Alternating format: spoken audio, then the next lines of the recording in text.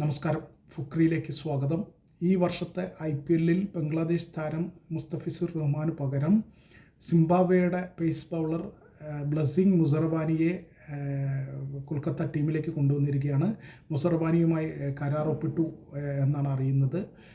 മുസ്തഫിസുർ റഹ്മാനെ നമുക്കെല്ലാം അറിയാം. മുസ്തഫിസുർ റഹ്മാനെ കൊൽക്കത്ത ഒഴിവാക്കിയതിനെ തുടർന്ന് വലിയ വിവാദങ്ങളുണ്ടായിരുന്നു.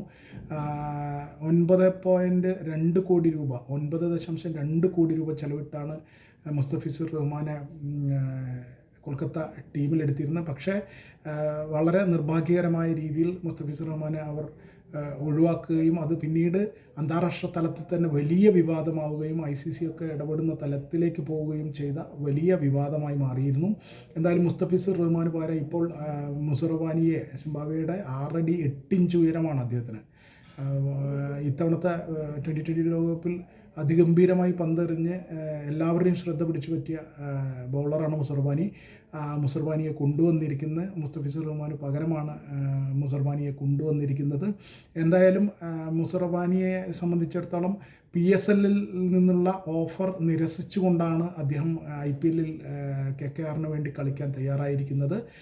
മുസറബാനിക്ക് എങ്ങനെയാകും ഈ IPL നിന്ന് കാത്തിരുന്ന് കാണേണ്ടി വരും.